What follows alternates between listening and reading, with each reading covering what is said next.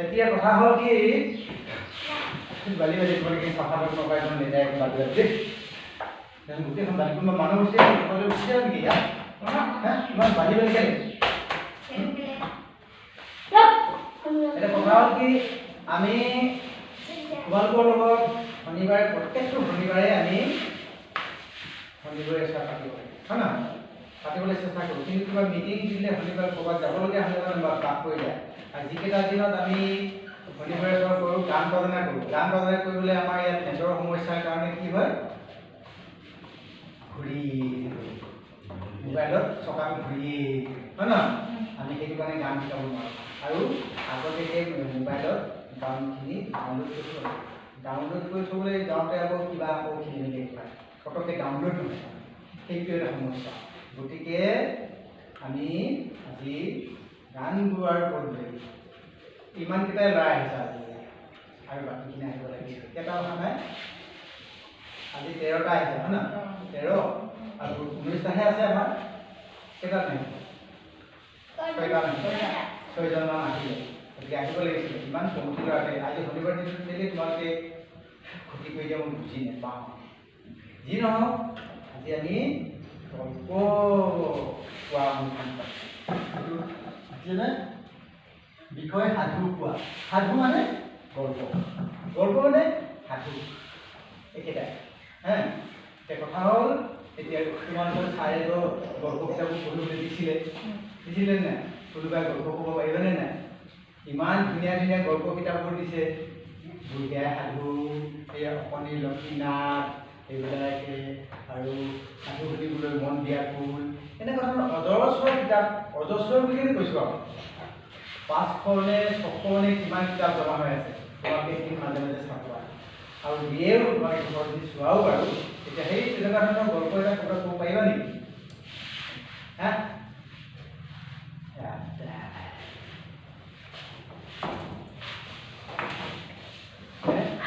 তোমালোকে আৰু পঢ়িব লাগিব আজি আমি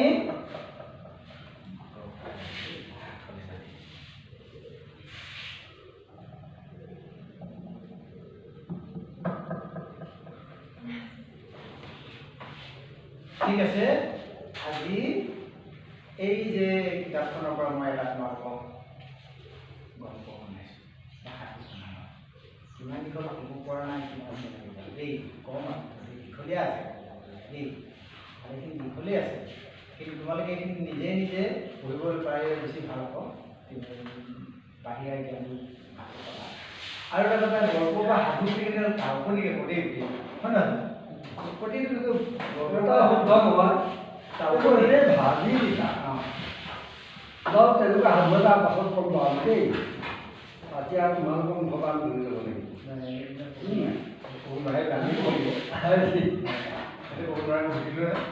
আৰু ৰজা মহাৰজাৰ কাহিনী কোনোবা ছোৱালীৰ কাহিনী অপেশ্বৰীৰ কাহিনী সেইবিলাক যে একোটা গল্প সেই গল্পটো সকলো ৰসাধানী ধুনীয়াকৈ কিন্তু কিবা শুনিবলৈ ইমান ভাল লাগে এতিয়া ল'ৰা মানুহ এটা পঢ়িলেও সি ৰাজকুমাৰী হৈ ল'ব নিজে নিজে ৰজা হৈ ল'ব নিজে ৰাণী হৈ ল'ব কাৰণ তাত অকলশৰে পঢ়িব ন কিতাপখন অকলশৰে পঢ়িব তাত কিতাপখিনিৰ ৰাণীও আছে ৰজাও আছে ৰাজকোঁৱৰো আছে লগুৱা আছে লিকচ আছে হাতী আছে ঘোঁৰা আছে চব আছে এনে সেইবিলাক পঢ়োঁতে প্ৰতিটো চৰিত্ৰত নিজে তাৰ লগত সেই চৰিত্ৰটো ৰূপায়ণ কৰিবলৈ যাওঁতে নিজে একোজন ৰজা হৈ লোৱা হয় ৰজাৰ কথাখিনি পঢ়িব মই ৰজা হৈ গ'লা ৰাণীৰ কথাখিনি পঢ়িব তুমি ৰাণী হৈ গ'লা ৰাজকুমাৰ হোৱাৰ কথাখিনি পঢ়িব তুমি ৰাজকুমাৰ হৈ গ'লা ৰাজকুমাৰী হ'বৰ সময়ত তুমি ৰাজকুমাৰী হৈ গ'লা লগুৱাৰ কথাখিনি পঢ়িবলৈ যাওঁতে লগুৱা হৈ গ'লা ৰণ কৰিবলৈ যিজনে যুদ্ধ চলায় যুদ্ধত উঠি কিনে ৰণ কৰে সৈনিক হ'ব সৈনিকৰ কথাখিনি পঢ়িলে সৈনিক লাগে নিজকে আচলতে এইটো কাল্পনিক চৰিত্ৰবিলাক গোটেইবিলাক কাল্পনিক গতিকে শুনি আমাৰ ভাল লাগে কিন্তু সেইখিনি বুজিবৰ প্ৰয়োজন আছে তোমালোকৰ আইতাহঁতে যিটো তোমালোকে নেপালী ভাষাত সজুৰামা বুলি সিহঁতে সাধু কথা কয় নে নকয় কয় তেনেকুৱা ধৰণৰ এটা ক'ব পাৰিবা নে কোনোবা কি ভাষা লিখাইছে নোৱাৰিম পাৰি কিমানে ক'ব লাগে কি মাথা দিছে হা ঠিক আছে তোমালোকে একদম ক'বলৈ চেষ্টা কৰিবা আমি বুজিবলৈ চেষ্টা কৰিবা দেই এতিয়া ইয়াত কোনখন সাধু শুনিবলৈ মন দিয়া ইয়াতে ছুটি পাবা দেই ছুটি কবিতা আছেনে এই গল্প আছেনে চাওঁ দেই এই ইয়াত গোটেইখিনি দীঘল এতিয়া এনেকৈ পঢ়ি গৈ তোমালোকক ক'ব পাৰিলে নিজে এবাৰ ছুটিকে ক'ব পাৰিলে বেছি ভাল আছে কিন্তু সেইটো নকওঁ বাৰু এই দীঘল এয়া আছে লক্ষ্মীনাথৰ বিষয়ে গোটেইখিনি লক্ষ্মীনাথৰ বিষয়ে আছে হা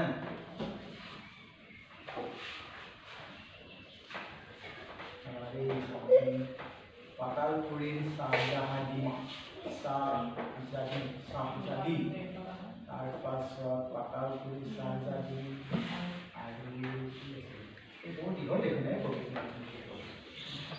এখনে হ'ব নেকি অঁ এইটা এই গোলাপী মুকুতা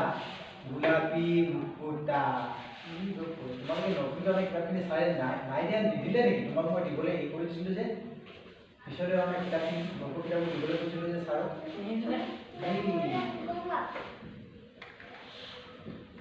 গোটেইখিনি মই চাবলৈ নোৱাৰোঁ কাৰণে মই তেখেতক সেইটো দায়িত্ব দিছিলোঁ এইটো দীঘল আছে মূৰ্খৰ ভাগ্য মূৰ্খ মানে কাক কয় বুজি পাইছা কাক কয় যিয়ে একো নাজানে কিবা ভাল কথা ক'লেও বেয়া বুলি ভাবে তেনেকুৱা ধৰণৰ কাহিনী দীঘলীও আছে তিনিটা গল্পই আছে ইয়াত তিনিটা গল্প কিতাপত এইখন তিনিটা ধৰণে আছে কিমান দীঘল এখন দেই ভাগ্যৱতী বধ কৰা ছোৱালীজনী চীন দেশৰ সাধু এজন অসৎ সদাগৰৰ কাহিনী পাৰস্যৰ সাধু সূৰ্য আৰু সাগৰৰ সাধু আফ্ৰিকাৰ সাধু ৰাণী আলচেষ্টিছ আৰু হাৰ্কিউলিছৰ সাধু গ্ৰীচ দেশৰ সাধু ইয়াত আছে 12টা গল্প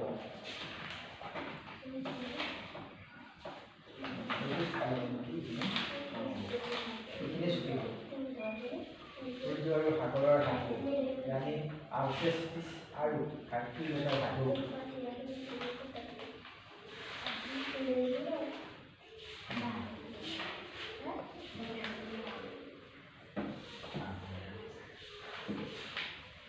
এনেকৈ বহুত আছে যিখিনি আমি বুদ্ধিমতী তিৰোতা মানে কাক কয় তিৰোতা মানে কাক কয় নেপালী মানে তিৰোতা মানে কাক কয় এইটো এটা সমস্যা আমাৰ ন ভাষাৰ সমস্যা আমাৰ সেইটো তিৰোতা মানে আমি তোমালোকৰ মাইকী মানুহবিলাকক তিৰোতা বুলি কি কৰিব কি কয় তোমালোকে নেপালী ভাষাত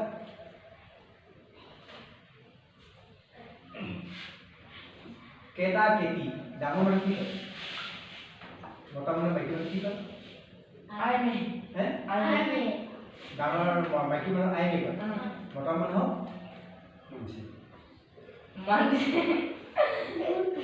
মতা মানুহ কি কয় সেইটো কোৱা আকৌ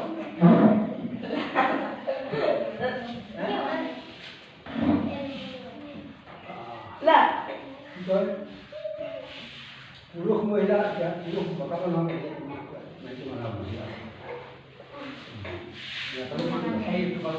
তোমালোকক ভাগি উঠিব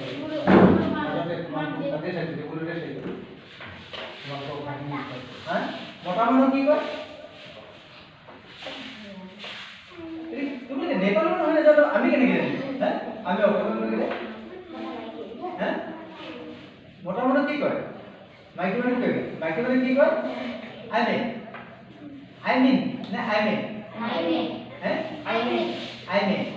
I mean মাইকী মানুহ মতা মানুহ তেতিয়া মতা মানসিক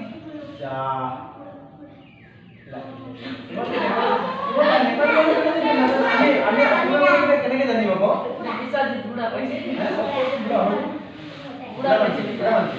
আইনে মানছে বুঢ়া মানছে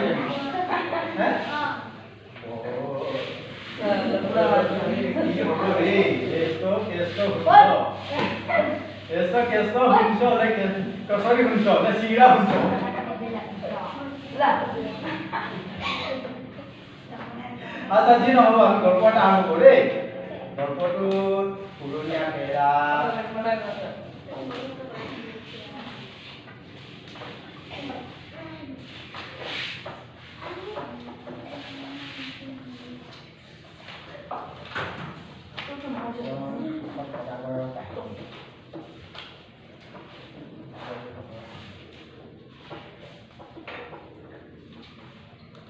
আজি এই তোমালোকৰ গল্পটো এইটোকে পঢ়ি শুনাইছোঁ এজন শকত সদাগৰৰ কাহিনী এইটো সাধুটো হৈছে পাৰস্যৰ সাধু এখন দেশ হৈছে পাৰস্যৰ তোমাৰ বদমাচি নকৰিবা অনমোল মই সেইটো কাৰণে বেয়া পাওঁ দেই হ'লো এইটো চোতাও আছে বদমাছো আছে চোতাৰ লগত বদমাছ হৈ আছে ন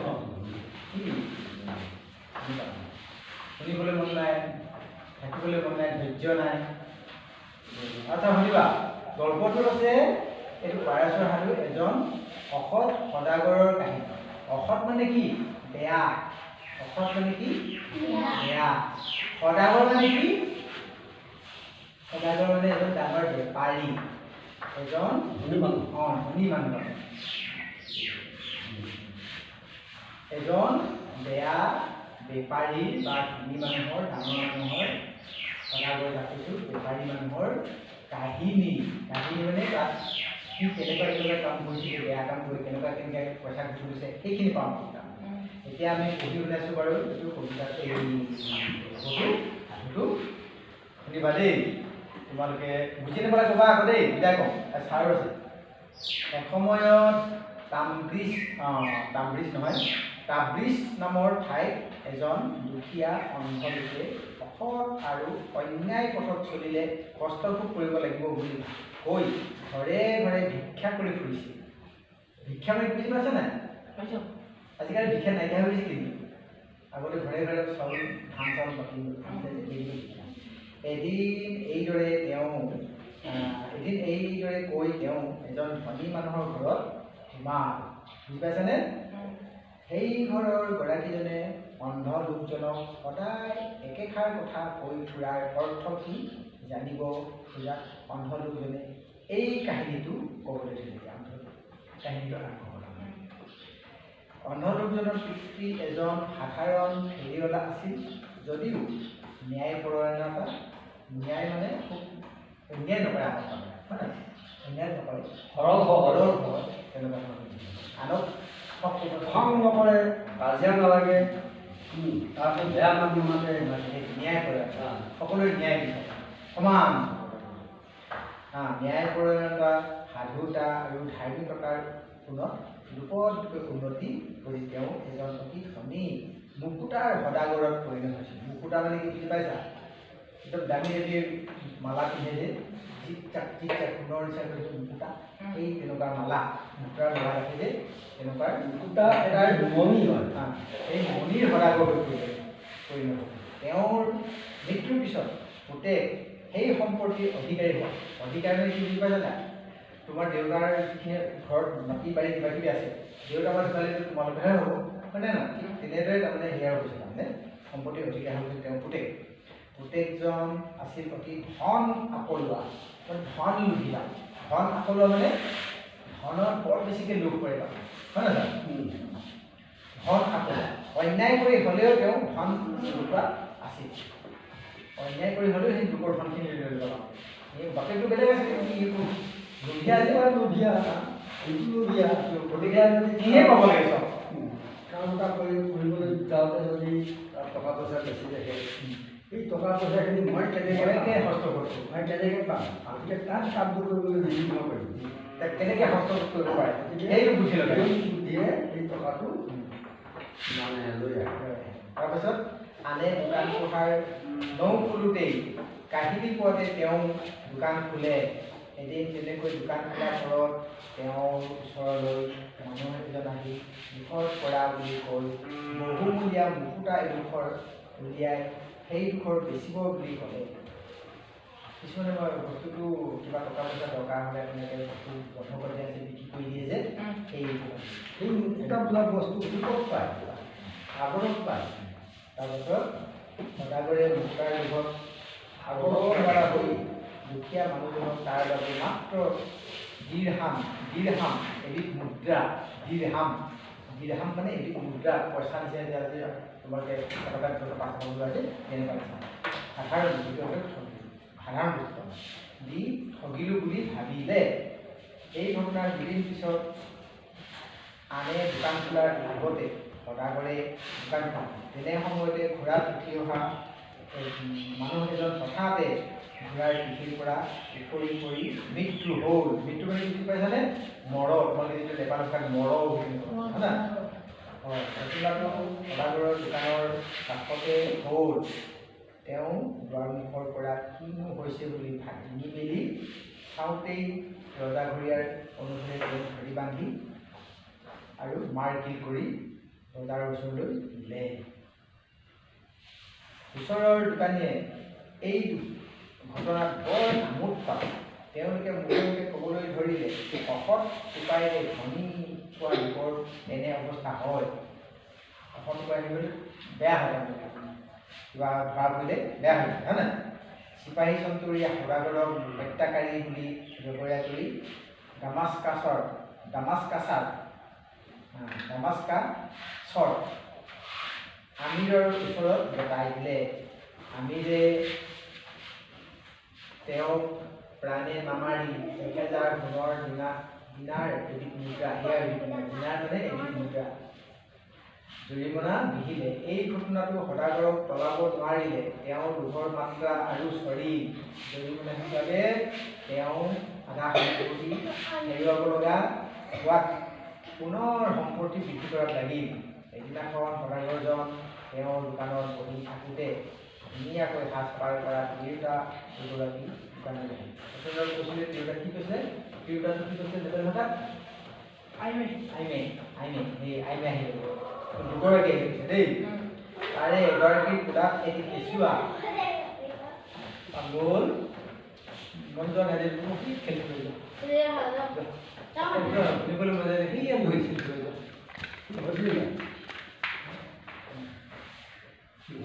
কেঁচুৱা মানে কি কয় তোমাৰ নেপাল কেঁচুৱা।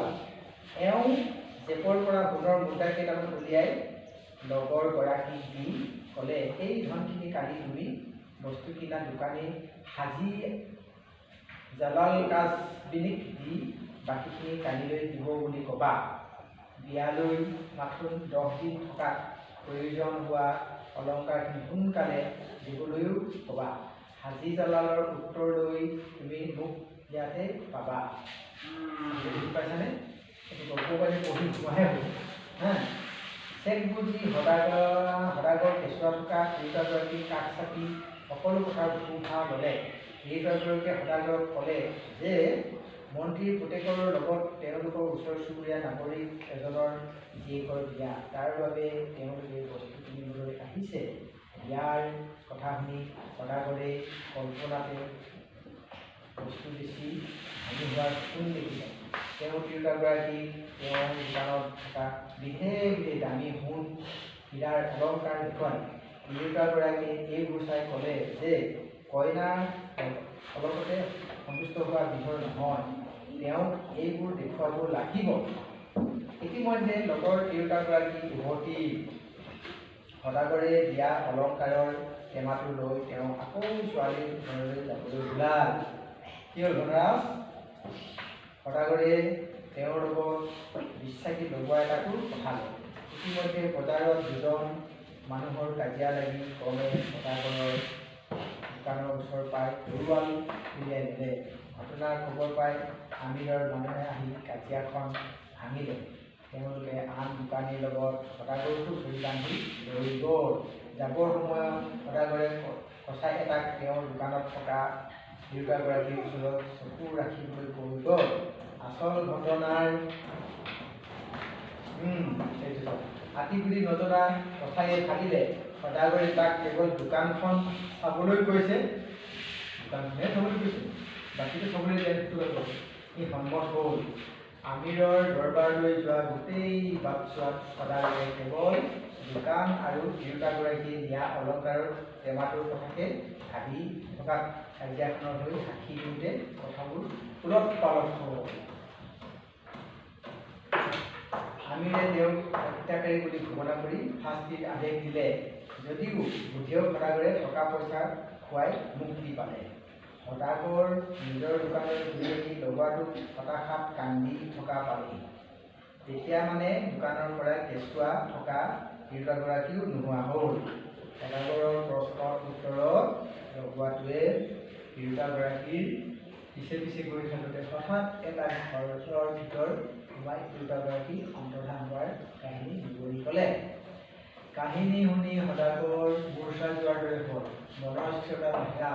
তাৰ পিছত তেওঁ কছাৰীৰ ওচৰলৈ গৈ কেঁচুৱাৰ সৈতে থকা তিৰোতাগৰাকীৰ কথা জানিব খুজিল। কছাৰী ক'লে যে তিৰোতাগৰাকীক কি লাগে। সুধিলত ক'লে যে সদাগৰৰ ওচৰত তেওঁ কিছু টকা বিচাৰি আহিছিল। কথাখিনি কৈ তিৰোতাজনীয়ে তোলাৰ কেঁচুৱাটো দোকানত থৈ তেওঁ উভতি নহালৈকে তাক চাবলৈ গ'লে। খঙত সদাগৰৰ কেঁচুৱাটোৰ ওচৰলৈ গৈ ঢাকি থোৱা কাপোৰ গুচাই দিয়াত প্লাষ্টাৰ আকৃতিটো ওলাই পৰিল। তেওঁ চিঞৰি চিঞৰি কছাৰীটোক ক'বলৈ ধৰিলে, এই তিৰোতাগৰাকীটোক চাবলৈ কৈছিলোঁ, তই এতিয়া তাই বিচাৰি দিবই লাগিব। ৩,০০০ টকা মূল্যৰ অলংকাৰৰ বিনিময়ত তাই বন্ধক হিচাপে আছিল। এই কথাত কছাৰীৰ খং উঠিল। ক'লে, গৰজ আছেত পৰিছে, তুমিনো নিজে তাইৰ ওচৰত চকু নাৰাখিলা কিয়? কছাৰীৰ কথাত অপমান বোধ কৰি সদাগৰে ওচৰতে থকা কছাৰীৰ দীঘল দাখন লৈ মাৰি পঠিয়াওঁতে কছাৰীৰ মুখত লাগিল। চিঞৰ বাখৰ শুনি ওচৰৰ দোকানীবোৰ ওলাই আহিল। তেওঁলোকে ধৰি বান্ধি সদাগৰক আমিৰৰ ওচৰত কটাই দিলে। আমিৰে প্ৰথমে সদাগৰক মৃত্যুদণ্ডৰ আদেশ দিলে। এও আন মানুহৰ দুজনী সকলো সম্পত্তি বাজেয়াপ্ত কৰি সদাগৰক দেশান্তৰিত কৰাটোৱেই সিদ্ধান্ত। দেশান্তৰিত মানে নিজৰ দেশত থাকিবলৈ নাপায়, বেলেগলৈ গৈ থাকিব। বেয়া কাম, বেয়া আহিবা। কথামতে কাম না অন্নম না বস্ত্ৰম, তাৰমানে না অন্নম না ভাত আছে খাবলৈ, না বস্ত্ৰম, বস্ত্ৰ মানে এটা পিন্ধিবলৈ কাপোৰ আছে, বস্ত্ৰম কৰি দেশৰ পৰা উলিয়াই পঠিওৱা সত্তা। তেনেকৈ না ভাত না কাপোৰ কানি যাওক। মৰুভূমিত বাট হেৰুৱাই 10 দিন ভোকে পিয়াহি আঁঠুৰ খোৱাৰ পিছত তেওঁ উত্তৰ পিঠিত উঠি অহা মানুহ এজন লগ পালে। তেওঁৱে সদাগৰক পাতলৈ লৈ আহিল। এইজনে আছিল ৰজা আকবিল। তেওঁ মাজে সময়ে চম্পবেগ ধৰি দোকানী পোহৰীবিলাকৰ সাধুতাৰ পৰীক্ষা কৰি চায়। চম্পবেগ মানে কি বাৰু? ভাও যোৰা। ভাও মানে সি যে ৰজা গম নোপোৱাকৈ যোৱাটো। মই মোক চিনি নোপোৱাকৈ ক'ৰবাত ঘূৰি ফুৰা চাই ফুৰা মই পগলা নিচিনা ঘূৰি ফুৰিম, তোমালোকে ক'ত ক'ত কি কৰি আছে চাই ফুৰিম, তেনেকুৱা নিচিনা। মুখত যি যি ভৰিব, দাড়িটো লগাই দিব, কিবা কাপোৰ পিন্ধিব যে এইটো পাগলা, কিন্তু চিনি নাপায়। ফটা চিটা কাপোৰ লগাই ল'ব, গাত লেতেৰা লেতেৰা ইনফেকশ্যন বুলি কয়। তাৰপাছত চাই পৰীক্ষা কৰি চায়, হয় নহয়? সাধুজনক তেওঁ বন্ধু হিচাপে লৈ সহায় কৰে আৰু অসাধুজনক শাস্তি দিয়ে। যিজন ভাল মানুহ তাক বন্ধু হিচাপে ব্যৱহাৰ কৰিছে আৰু যিজন বেয়া মানুহ তাক শাস্তি দিয়ে। শাস্তি দিয়ে মানে বেয়া পিতে আৰু থানাৰ মানুহে পুলিচে কেনেকৈ ব্যৱহাৰ কৰে তেনেকুৱা কৰে। আৰু তেওঁ সদাগৰক বুজাই ক'লে যে মানুহে মানুহক ঠগ প্ৰবঞ্চনা কৰিব নাপায়। বুজি পাইছা সেইখিনি?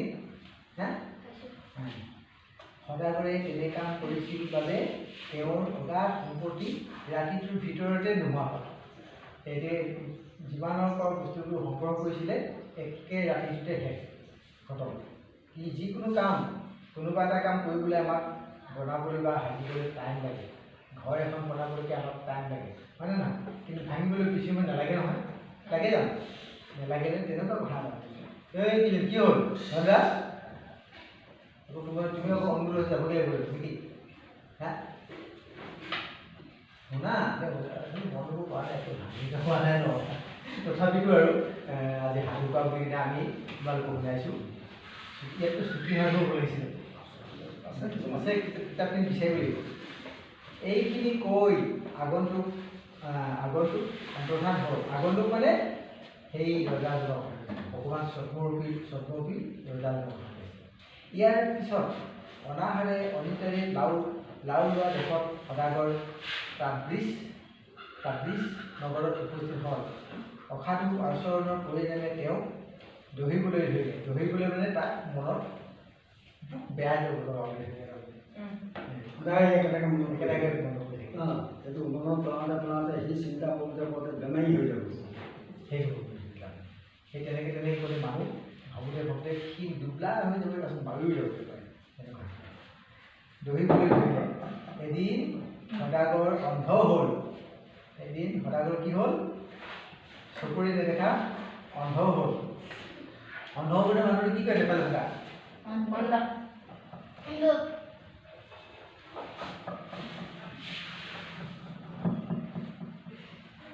হ'ল। কি ক'লে?